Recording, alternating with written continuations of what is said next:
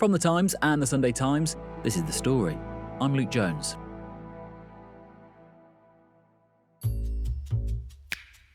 It is, of course, cheating, but plenty of people have AI write all, or at least part of their university coursework. Why even read a set text when a slim summary can be generated for you? But is it starving students of actual learning, letting your mind just slouch into laziness as ChatGPT does all the heavy lifting? Is it, as Professor Niall Ferguson says, making your brain obese? He knows the university sector better than most. He's a senior fellow at the Hoover Institution. He recently co-founded the University of Austin. And he has a plan to stem this mind-curdling tide.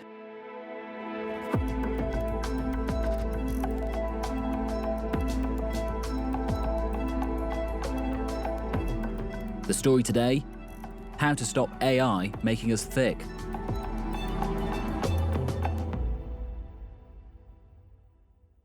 Artificial intelligence, we now all are slowly realising, is absolutely everywhere, in the workplace, at the other ends of a customer service helpline increasingly now, and all the software we use, and increasingly universities. What is a problem that you have seen with it, or you see coming? Well, when ChatGPT was launched in late 2022, within a very short space of time, 90% of American undergraduates were using it, and they were using it to do their assignments, as Americans like to call them, i.e. the essays that you do at home with your laptop. ChatGPT solves all the problems. You don't have to do any reading. It summarizes the readings. You don't have to do any thinking because it comes up with an argument, and you don't have to do any writing because it'll write the essay for you. And it can even write the essay in a style that is plausibly yours, with the disastrous consequence that the overwhelming majority of American students, and I imagine a pretty large chunk of British students, just cheating because AI is doing the homework. If somebody's had their essay written by AI, they can't in fact conduct a lucid conversation about it. They can't really even tell you what it says. That's the giveaway. So it's usually in classroom discussions that the problems emerge. The essays themselves are extremely hard to differentiate from undergraduate essays. And if you are told, oh, we have great software that spots this, you're being told a lie, because the software doesn't actually do a very good job of spotting AI-generated content. And the students have already worked out ways to game that software. The students have an advantage over professors because they're technologically more sophisticated. So the professors are easy to hoodwink. The written work is, of course, quite easy to read. It's actually probably slightly better than the average undergraduate essay written by a real live undergraduate, but they can't talk about it in class. They can't really even tell you what it says. That's the giveaway. So it's usually in classroom discussions that the problems emerge. And so if you're in a relatively small class, that becomes clear. If you're in a great big class, then most people can hide and get away with it.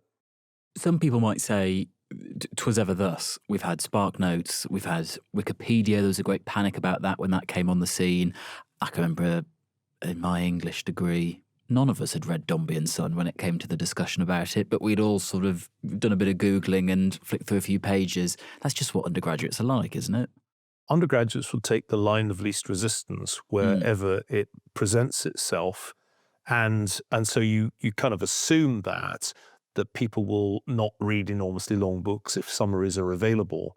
But you, nevertheless, having read your Cliff Notes or Spark Notes, Dombey and Son, then had to sit down and write an essay and at least sound as if you had read it. And then in the course of writing that essay, you thought it through, you came up with an argument.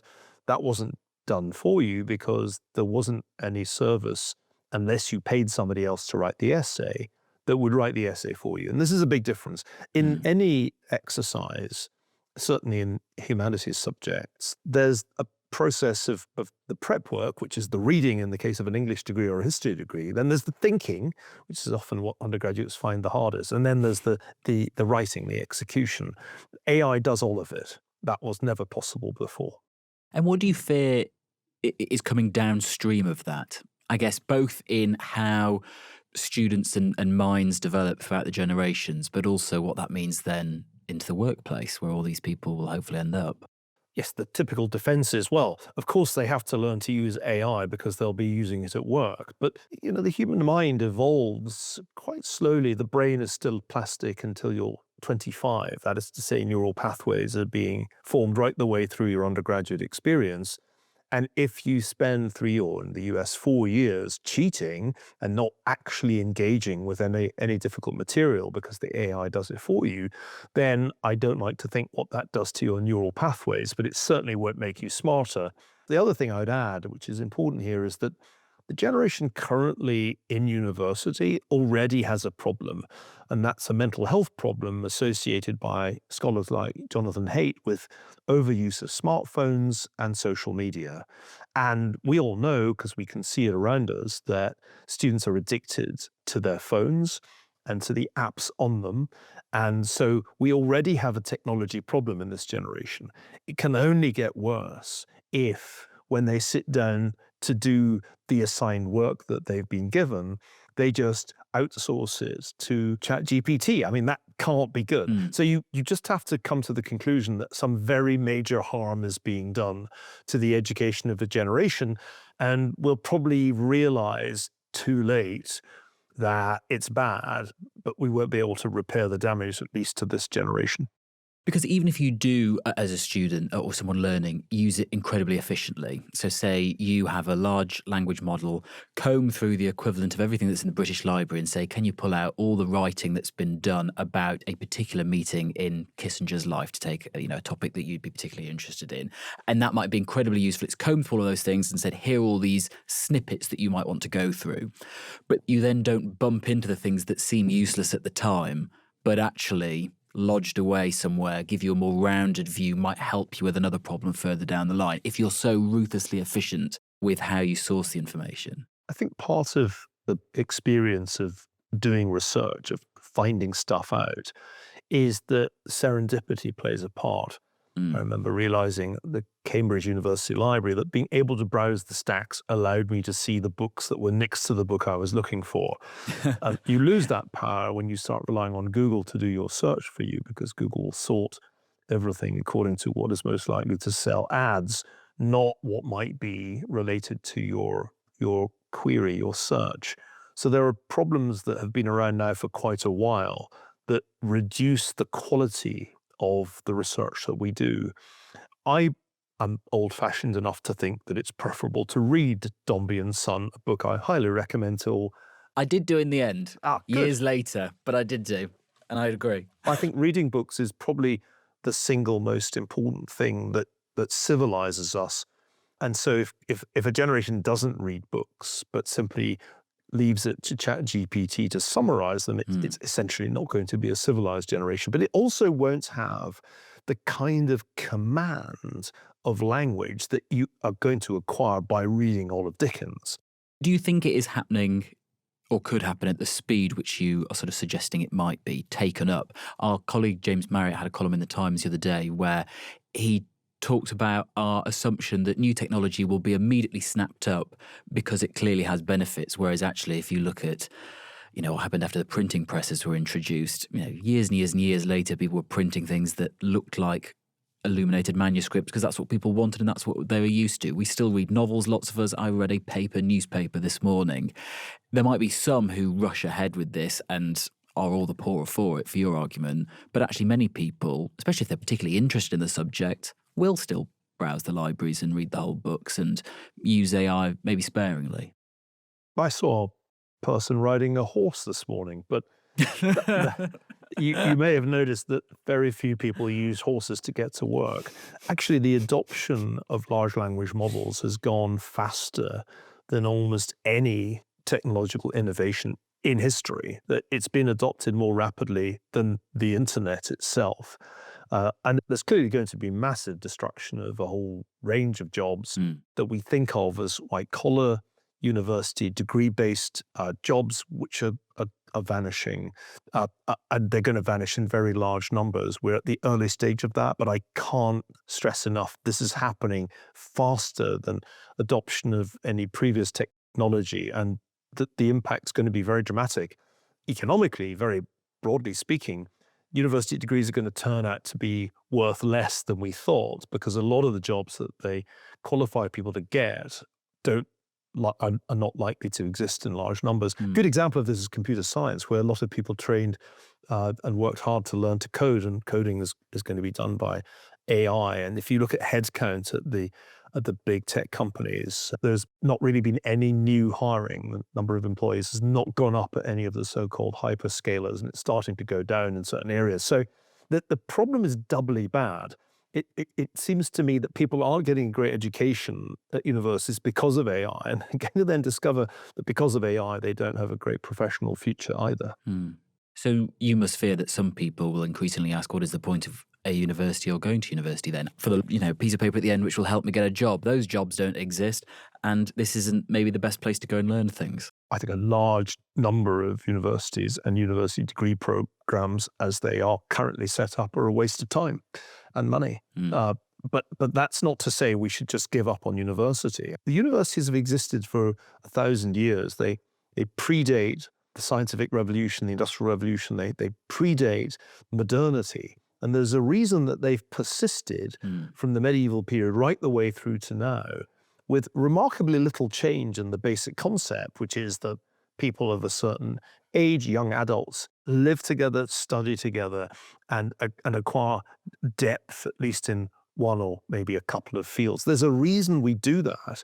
And if we stop doing it, then I think we're going to suffer a step backwards. The problem with AI is that it can do to humans what the automobile did to horses. And we've got to really fight that. Otherwise, you get the future that one sometimes hears Sam Altman talking about, in which large numbers of people are just on universal basic income, being paid by the state to play video games and generate data for the AI. That's a nightmare vision for humanity. So what universities need to do is they need to focus on giving people the education to do things that AI can't do. And remember, AI can't actually read Dickens. It's not engaged in human reasoning about literature. It's just faking human discourse by doing probabilistic calculations about the likely next word in a sentence. The term artificial intelligence goes back a long way, and I think it's a misnomer. I actually prefer inhuman intelligence. This is intelligence, but it is not human, and it arrives at its outputs in a completely different way from our brains, which it, in a sense, mimics. Neil Stevenson, my favorite science fiction writer, has a joke in one of his novels, The Diamond Age, in which it's referred to as PI, and that's revealed to mean pseudo-intelligence, which is also good because it, in a sense, is fake intelligence. A large language model is producing text that looks plausibly human-generated, but it's not at all. It's really the product of an extraordinary technology that allows a very, very powerful computer to construct sentences with probabilistic prediction of the likely next word. And this is an amazing achievement. One doesn't want to in any way disparage those who built it, but they have built non-human or inhuman intelligence, which is quite different from our intelligence. And there are things that AI can't do. So part of my goal here is to persuade universities to waken up, not become, as it were, roadkill on the road to artificial general intelligence, but to adapt to this challenge and make sure that we're giving human beings skills that can't be replicated by large language models. Professor Ferguson, you are, slightly terrifying us about the latest frontier, which artificial intelligence is encroaching on and how it might change things. You said you want the higher education sector to adapt. How exactly? What's your diagnosis? Well, in some ways, we have to go back in time and in other ways forward. I think we need to recognize that certain techniques of assessment are dead. Telling students, here are some things you have to read, go off to your dorm or your room and write an essay and then email it to me. That's over. Anybody who carries on doing that is just going to be reading the output of large language models from 90 to 99% of students. So we just have to get rid of that. The assessment now has to be done in the old-fashioned way, namely through examinations, where you march into an examination hall, you're under surveillance, invigilation, and all you've got is the blue book or the blank sheet of paper, the exam paper, and your pen. And that is the only way that assessment is going to work. And you will have to be perhaps searched to make sure that you don't have a device on you that's going to whisper the answer into a minute earbud. So that's clearly a step back. I would also argue that you need classrooms to be device-free. We already have that at the University of Austin. No phones, no laptops in the classroom, because I do think that the level of distraction in the typical modern classroom is much, much higher than people realize. Students are essentially just checking their email or watching TikTok. They're not, in fact, engaged with what's going on. So you have to go in some ways back to the traditional examination room and the traditional classroom. But you also have to go forward and recognize that we can't wish large language models away, and that students are going to use them when they're not in the controlled setting of what I call the cloister. You actually have to formalize a traditional university setting, device-free, where you're just there with the books and with your pen and paper. The rest of the time, in what I'll call the starship, you should assume that the students are using all the technology they can get their hands on. And so you need to have students who are so well trained in the cloister that when they go into the starship to deal with AI, they're not fooled and they know how to ask these machines smart questions. And do you think there are students, I mean, maybe you've met with some, who can completely delineate those two ways of working? Does one person really contain everything that you need to actually sort of jump between those two? Well, yes, I think human beings are actually quite good at operating in different settings. We already do this because we have a work mode where we go in and subject ourselves to certain disciplines. And then we have a play mode, and you can see how differently people behave when they come out of the office and are in a pub. So we understand as human beings that there are just different modes of operation. And we're going to have to do something here where we have a study mode where you're really offline and there really is you, the book, the pen, the professor, your classmates, but that's it. And if we do that rigorously, then I think we'll be much, much better at living in a world of AI. Now, not everybody's going to want this because it will be hard. One of the things about reading large books is that, as a student once complained to me, it makes your eyes hurt. And one of the things about thinking is it makes your brain hurt. And one thing, things about writing an essay with a pen is it makes your hand hurt. So nobody wants to hurt for its own sake. But if you sense that you gain through the pain, then it's a little bit like agreeing to join an elite part of the military. Of course, it's going to hurt to become a Navy SEAL or a Green Beret. I mean, the SAS is hard to get into because it's going to hurt. But then you become part of the elite. And that's the way education has traditionally worked, that the hardest part gets you the furthest. We've made education too easy. If one looks at the undergraduate experience in Britain or the US today, it's easy. People don't really do that much work at all. It's shocking to me how little contact time they have with instructors, how little work they actually do in most universities, how little they write. It's got way too easy, even as it's become accessible to more people. And this is producing a generation that isn't actually terribly employable. And I don't think it will be for everybody. But I think those people who are willing to go into the cloister and acquire the kind of skills that would have been regarded as standard for the 20th century elite will be massively powerful. They will be able to work in ways that turn the AI into a tool rather than becoming a tool of the AI, which is what everybody else will be.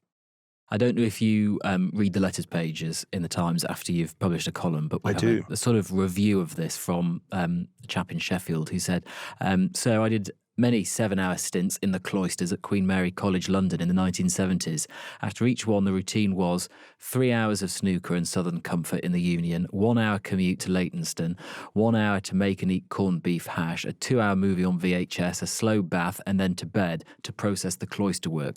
If I'd had AI to help, I might have got a first, not a 2-1. In astrophysics, though, to be fair, but I doubt it, he says. What do you make of that? Sounds ideal to me. Not quite the path I would have chosen. But in those days, a 2-1 meant something.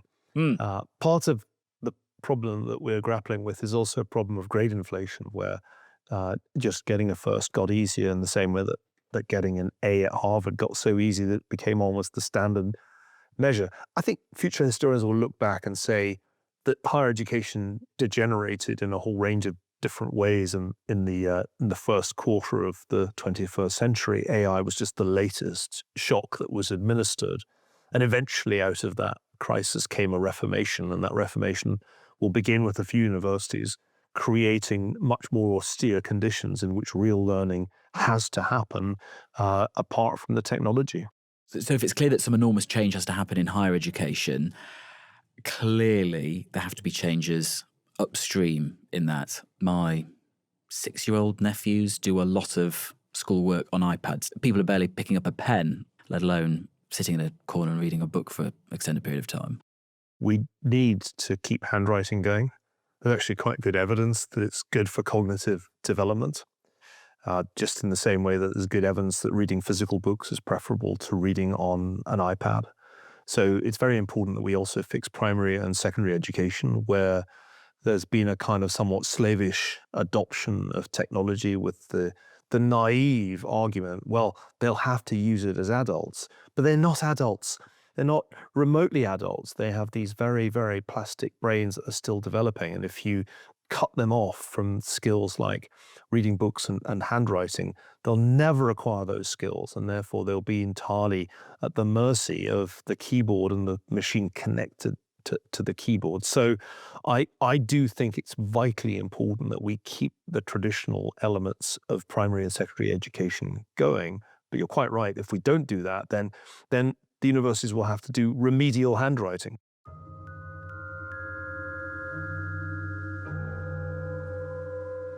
My advice to my children as well as to my students is, do not succumb to the temptation of using this all the time for everything. I do see people who do that, because it will atrophy your ability to think extremely quickly. I mean, thinking is just like running. If you stop doing it, you get worse at it. We're all quite keen on physical fitness. Our generation's much keener on physical fitness than pretty much any previous generation. And there's a lot of time spent in gyms, and people have elaborate exercise regimes, which they love to bore you about. But they don't exercise their brains in anything like the same way. In fact, our brains are sort of these sad, obese organs that are totally unfit. And so part of my message to young people is have a fit brain as well. And a fit brain can read Dombey and Son without hurting. And a fit brain actually can quickly generate answers to complex questions, such as what are the likely consequences of the widespread use of large language models? And a good brain can turn that into a lucid answer, maybe only verbally, but in a conversation, it can persuade people that there's a danger.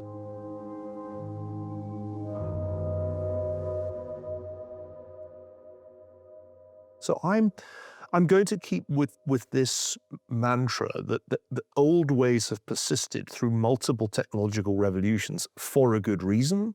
And that good reason is that it's about making our brains work much better.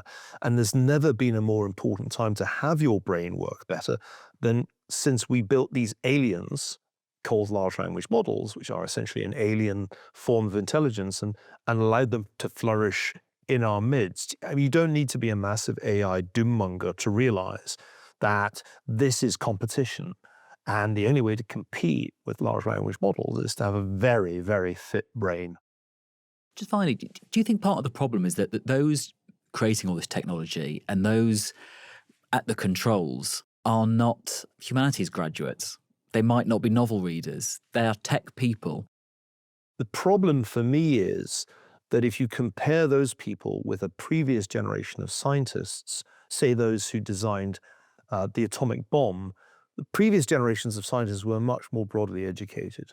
The case of Robert Oppenheimer leaps to mind, somebody who was tremendously cultured with an amazing range of intellectual interests.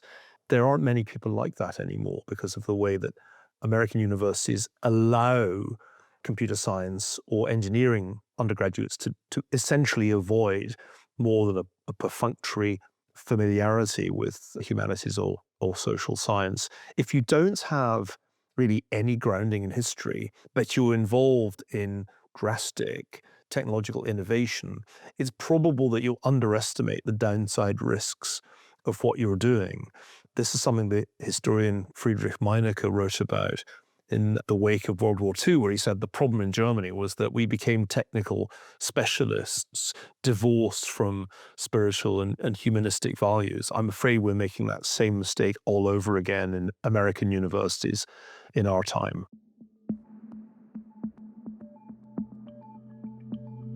Yeah, at least Oppenheimer knew who Prometheus was, even if it didn't settle. One has the sense that today people would be reaching for ChatGPT to find out who Prometheus was.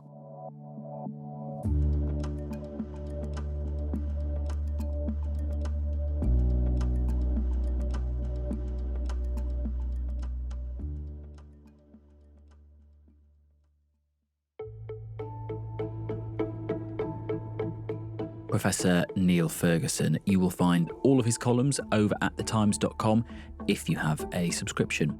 And if you really want to get freaked out by AI, have a listen to the episode we did not too long ago with Rob Burley about his long day locked in a whirlwind of a conversation with an AI chatbot, which briefly made Rob wonder if it was actually a sentient being. It all quickly fell apart. We'll pop a link to that episode in the description to this one. That is it from us today. Today's producer was Shabnam Grewal. The executive producer was Molly Guinness. Sound design and theme composition was by Mal Assetto. And I'm Luke Jones. See you soon.